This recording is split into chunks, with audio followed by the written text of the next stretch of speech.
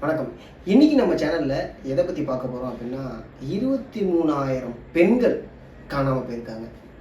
இது எங்க அப்படின்னு பார்த்தீங்கன்னா மத்திய பிரதேசத்துல 23,000 பெண்கள் காணாம போயிருக்காங்க. அது ஒரு மாசத்துலேருந்து 1.5 வருஷம் வரைக்கும் 23,000 சிறுமிகள் மற்றும் பெண்கள், அதாவது சின்ன குழந்தைங்களும் சரி உமன்ஸும் காணாம போயிருக்காங்க. இது அந்த மாநிலத்தோட அரசு வெளியிட்ட ஒரு தகவல் தான். இது எங்கே அப்படின்னு பார்த்தீங்கன்னா, நான் ஃபஸ்ட்டே சொன்ன மாதிரி மத்திய பிரதேசத்தில் மழைக்கால கூட்டுத்தொடர் நடைபெற்று வரும் நிலையில் முன்னாள் உள்துறை அமைச்சரும் மூத்த காங்கிரஸ் எம்எல்ஏவுமான பாலா பச்சன் அவர் தான் இந்த கேள்வியை எழுப்பியிருக்காரு. என்னென்னா, மாநிலத்தில் காணாமல் போன சிறுமிகள் பெண்கள் பற்றி கேள்வி எழுப்பியிருக்காரு. அவர் தான் எழுப்பியிருக்காரு. ஏன்பா இவ்வளோ நாள் இந்த ஒரு விஷயம் நடந்துக்கிட்டு இருக்கு, இது என்ன ஆச்சு, அதை பற்றின டீட்டெயில்ஸ் எதுவுமே சொல்லவே இல்லையே அப்படிங்கிற மாதிரி கேள்வி எழுப்பியிருக்காங்க.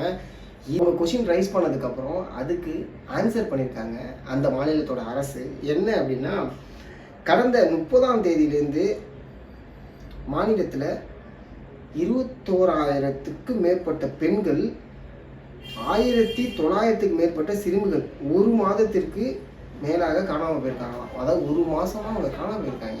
எனக்கு ஷாக்கிங் என்னன்னா, 21,000 பேர் 1000 பேர், என்ன நம்ம 2 பேர் 3 பேர்னாலே என்ன நடந்துக்கிட்டு இருக்கு, அவங்கள என்ன பண்ணுறாங்க, எங்கே போயிருக்காங்க அப்படின்னு சொல்லிட்டு அதுக்கான ஒரு ப்ராசஸ் நடக்க ஆரம்பிக்கும்.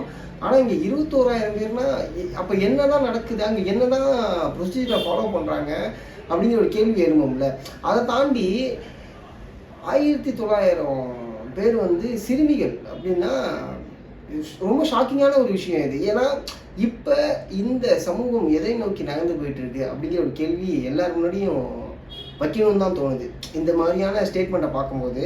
மத்திய பிரதேசத்தில் என்ன நடக்குது எனக்கு புரியவே இல்லை. அப்போ அவங்கள என்ன பண்ணுறாங்க? 30 மாவட்டங்களில் தலா 500க்கு மேற்பட்ட பெண்கள் காணாமல் போய் உள்ளனர். ஏன்னா 30 மாவட்டங்களில் தலா 500 பெண்களுக்கு 500 ரூபாய் காசு கொடுக்குறோம் அப்படிங்கிற மாரி 30 மாவட்டங்களில் தலா 500க்கு மேற்பட்ட பெண்கள் காணாமல் போய் உள்ளனர். என்னென்ன அப்படின்னு ஒரு சில விஷயங்கள் சொல்லியிருக்காங்க. எந்தெந்த ஏரியா அப்படிங்கிற மாதிரி சொல்லியிருக்காங்க. போபால், ஹிந்தூர், ஜபல்பூர், சாகர், குவாலியர், சத்தார்பூர், தார் மற்றும் ரோவா மாவட்டங்கள் இதில் அடங்கும். இப்போ சொன்னேன்னா இந்த மாவட்டங்கள்லாம் இந்த காணா போனவங்களுடைய லிஸ்ட்டில் அடங்குவோம் அப்படின்னு. இப்போ இருக்கக்கூடிய சிஎம்மோட சொந்த மாவட்டத்திலேயே 500க்கு மேற்பட்ட பெண்கள் சிறுமிகள் காணாமல் போயிருக்காங்களாம். புரியல. சிஎம் மாவட்டம்னா ரொம்ப சேஃபாக இருக்கும் அப்படிம்பாங்க. சேஃபாக இருக்கும் இந்த சென்ஸ் எப்படியா இருந்தாலும் அங்கே கொஞ்சம் சிஎம் இருக்கக்கூடிய இடம்ப்பா அவங்களோட இதுப்பா அப்படின்னு சொல்லிட்டு ஏதாவது ஒன்று பண்ணுவாங்கல்ல. அப்படி இருந்துமே அங்கே 500க்கு மேலே காணாமல் போயிருக்கீங்கன்னா அப்போ அங்கேயும் என்ன நடக்குது? என்னது எனக்கு சத்தியமாக புரியல. இது நான் சிரிச்சுக்கிட்டு கேட்குற கேள்வி சாதாரணமாக நான் அதை கேட்கணும்னு நினச்சி கேட்கல, என்ன கிளட்டிக்கிட்டு இருக்கீங்கன்னு கேட்குறேன். ஸோ இப்படி அந்த கேள்வியாக மாறுறது. என்ன பண்ணியிருக்காங்க அப்படின்னா, இதுக்கு ரிலேட்டடாக இந்த விஷயத்துக்கு காரணமாக, அதாவது மேலும் பெண்கள் மற்றும் சிறுமிகளுக்கு எதிராக குற்றச்சாட்டு செயல்களில் ஈடுபட்ட ஓகேங்களா, அதில் 1,500 பேர் மீது வழக்கு பதிவு செய்யப்பட்டுள்ளது. இதில் 575 பேர் பாலியல் வன்கொடுமை வழக்குகள், 600 பேர் பாலியல் தொல்லை வழக்குகள். சத்தியம் அந்த அளவுக்கு என்ன உங்களுக்கு வெறி? அப்படி என்ன வெறி? அதுவும் இந்த நம்பர்லாம் பார்க்கும்போது ஏதோ அள்ளி போட்டு எடுத்துகிட்டு வந்தாலும் விஜய் சேது சொன்னால என்னன்னா என்னல அப்படிங்கிற மாதிரி இது ஒரு மாதிரி இரிட்டேஷனாக இல்லை. அங்கே உள்ளவங்களும் என்ன பண்ணுறீங்க, கல்லாலே அடித்து துரத்த வேண்டியதானே. எப்படி ஆனாலும் அங்கே இங்கே ஏதாவது தெரிஞ்சிருப்பான் போயிருப்பான். இத்தனை பேருக்கு அப்படிங்கும் போது கல்லை தூக்கி அடித்து கொள்ள வேண்டியதானே. அவனை ஓட விட்டு இல்லை கல் எடுத்து அடிச்சிடணும், ஏதாவது ஒன்று பண்ணி விட்டுருக்க வேண்டியதானே. காணாமல் போன பெண்கள் தொடர்பான வழக்குகளில் குற்றம் சாட்டப்பட்ட 76 பேரும், அதே போல சிறுமிகள் காணாமல் போன வழக்கில் குற்றச்சாட்டப்பட்ட 554 பேரும் இன்னும் கண்டுபிடிக்கப்படவில்லை. கேட்டா 76 பேர், அதே சிறுமிகள் வழக்கில் 254 பேரை கண்டே பிடிக்கலையா. ஸோ இது நான் இன்னைக்கு படிக்கும்போது எனக்கு ரொம்ப என்னதான் நடக்குது. ஓகே, இங்கே வேற ஒரு விஷயம் நடந்துக்கிட்டு இருக்கு. ஃபஸ்ட்டு நம்ம இந்த கவின் விஷயத்தை பற்றி பேசும்போது தான் அறிவு எங்கடா வச்சுருந்தீங்க அப்படின்னு கேட்க தோணுச்சு. இந்த விஷயத்தை பற்றி பேசும்போது ஹியூமன் ஹராஸ்மெண்ட் அப்படிங்கிறது தொடர்ச்சியாக நடந்துக்கிட்டே இருக்குது. இந்த மாஸ் நம்பரை பார்க்கும்போது ரொம்ப ஷாக்கிங்காக இருந்துச்சு. ஒட்டுமொத்த இந்தியாவில் அப்படி சொல்லுவாங்க. பட் ஆனால் இந்த 23,000 பெண்களை காணும்.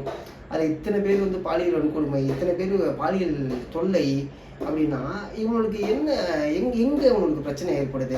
அவங்களுக்கு மனநிலையே பிரச்சனையாக இருக்கும்னு நினைக்கிறேன். இந்த மாதிரியான விஷயங்கள்லாம் கொடுக்குறாங்கல்ல, இவங்களுக்கு மனநிலையே கொஞ்சம் பிரச்சனையாக இருக்கும். அப்போ தான் அந்த மாதிரி இருந்தனால தான் அவங்க என்ன பண்ணுறதுன்னு தெரியாமலே பண்ணிகிட்டு இருக்காங்க. இந்த கஞ்சா அடிச்சுட்டு இப்போலாம் இந்த ட்ரக்குங்கிறது ரொம்ப ஈஸியாக கன்சியூம் ஆகுது அப்படியே.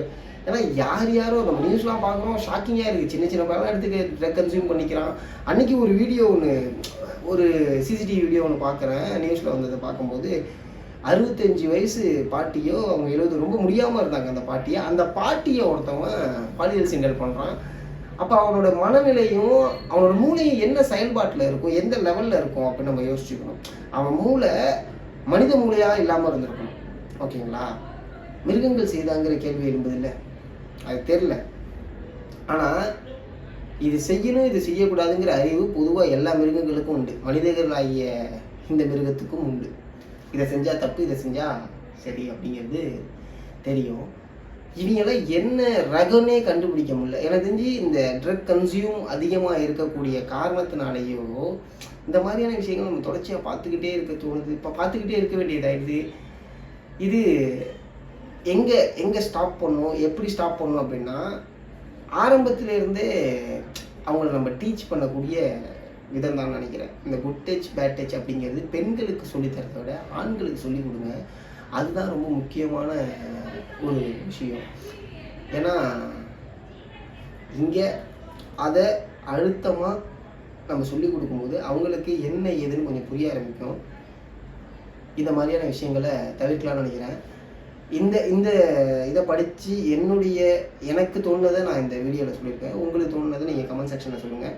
இதில் ஏதாவது தவறு இருந்துச்சு அப்படின்னா அதையும் கமெண்ட் செக்ஷன் சொல்லுங்கள், சேஞ்ச் பண்ணிக்கிறேன். Thank you so much.